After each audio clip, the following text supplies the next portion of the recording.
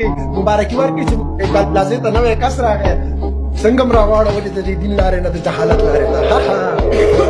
زه د شیطان کشر ور یم ته یې مشر ور یم زه د فرعون خپل یم ته د شیطان زه د فرعون خپل یم. د نبی علیه الصلاۃ والسلام یو حدیث زما مخې ته راشي هغه زه ستاسو سره بیانوم چې کله د شیخ سوار بای دا ویډیوګانې زما مخې ته راشي خلک یې ما ته راولیږي چې په دې کې د یقیني طور پر ښه طرف ته د الله رب العزت په لاره باندې روانو صراط مستقیم باندې روانو اچانک بل طرف ته شو نو زما مخې ته د نبی علیه الصلاۃ والسلام یو حدیث راغی او ضروري مې وګڼل چې دا حدیث تاسو سره شیر کړم او دا ویډیو دا پیغام دا مخکې هم شرګي د شیخ سوار بای ته هم نور مسلمانانو ته هم د نبی علیه الصلاۃ والسلام دا پیغام ورسي. نبی علیه الصلاۃ والسلام فرمایي ګوره د انسان د خاتمه په حواله سره دا پیغام دی د انسان چې کله خاتمه کیږي نه ټول دار مدار په دې باندې وي. نبی علیه الصلاۃ والسلام په دغه حواله سره ارشاد فرمایي چې یو انسان داسې وي چې د نیک اعمال کوي په صراط مستقیم باندې روان وي او ښه اعمال کوي د الله حضرت فرمانبرداري کوي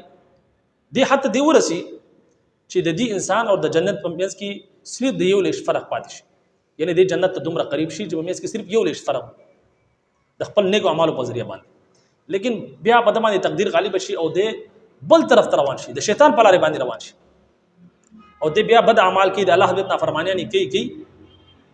او بیا چې کله د خاتمه کیږي نو د په دې حالت کې بری چې په دبانې جهنم واجب شوی هغه انسان چې په وخت کې جنت ته دومره نږدې شوی چې په منځ کې صرف د یو لیش فاصله وي او بیا چې کله د خاتمه کیږي په دې حالت کې وشي چې په دبانې جهنم واجب شوی او دا شانتي یو بل کس چې هغه د الله رب په نافرمانی کې ژوندۍ تیری نافرمانی کوي ګناهونه کوي ګناهونه ژوندۍ تیری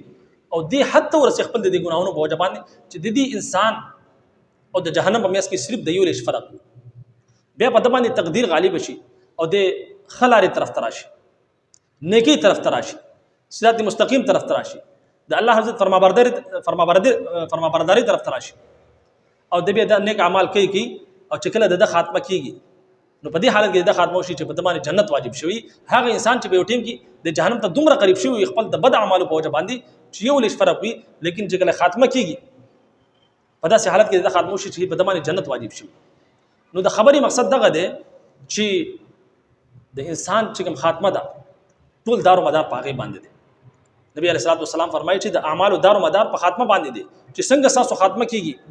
دغه شان دي بس سره حشر کیږي کتري خاتمه وشو په ښه حالتو کې تاسو خاتمه وشو نیک اعمال کوي د الله رب عزت په لار باندې رواني په دغه حالت کې تاسو خاتمه وشو تاسو کامیاب شوي او کچري د ګناهونو ژوندۍ تیروي په ګناهونو کې مبتلا په دغه حالت کې کړب شي مرګ راشي نو ګره په دغه حالت کې تاسو د ناکامۍ شکار شئ او د جهنم مستحق شئ. نو شیخ سوار بای یقیني طور پر جنت په لار باندې روانو اچانک بل طرف ته شو نو دا حدیث زما مخې راغی اکثر کسان داسې وي چې یار ټیم شته زه دا ګناهونه کومه ژوندۍ تیروم بیا به چې کوم دي توبه استغفار وکما او الله رب عزت چې کوم دي ما وبخي ٹھیک ته الله رب عزت بخلو والده لیکن د دې ګارانټي څوک بخلي چې تبه هغه وخت ژوندۍ وي تا ته بدومره ټیم ملاوي شي چې به توبه استغفار وکي نو د دې څه ګارانټي نشته د مرګ سټي مهم نه دی معلوم د ماشوم لپاره د ځوان لپاره د بوډا لپاره دا مرګ یو شانتي نن سبا کې اکثر تاسو وینئ خزوان جان صحتمند کس څه قسم له بیماری بنوي اچانک پټیګ راشي مړ بشي د چې کوم حالت کې لاړ د دنیا نه یعنی د چې کوم اخري ژوندۍ ده په کوم حالت کې تیر شوی ده په نیکی کې تیر شوی ده د کامیاب او کچري په بده کې تیر شوی ده نو بیا یقیني طور پر د ناکام لاړ د دنیا نه په کار داده چې موږ په هر وخت کې په کار داده چې موږ ځان د ګناهونو نه ساتو او د دنیا د مختصر ژوندۍ د مرګ څه پته هم نه لګي چې بګم مخکې مرګ راغی بګم حالت کې راغی د نیکی کې او نیک اعمال کې په دغه حالت کې د مرګ راغی نو د کامیاب لاړ او کچري بده کې لګیاوي او و چې یار بیا بل سو توبه کما او کچري بدغه حالت کې بده باندې مرګ راغی د نبی علیہ الصلوۃ والسلام د حدیث ما تاسو مخه بیان کړو امید کو بچي دا په دې حواله سره تاسو خپل چې کوم اخرت په دغه حواله سره فکر کوئ د ګناهونو ځان بچ کئ او په نیکی باندې چې کوم دې چلےږي د صراط مستقیم چې کوم لار راپاغي باندې چلےږي ان شاء الله تعالی چې کله زمونږه خاتمه کیږي نو په ښه انداز کې با د ایمان سره زمونږه خاتمه کیږي لیکن کچري انسان بدی طرف ته ځي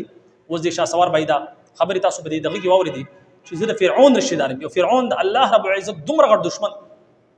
چې په قران مجید دغه بار بار ذکر راغلی د خدای دعوی کړو دی وسوي چې زه د فرعون زما خپل زما رشتہ دار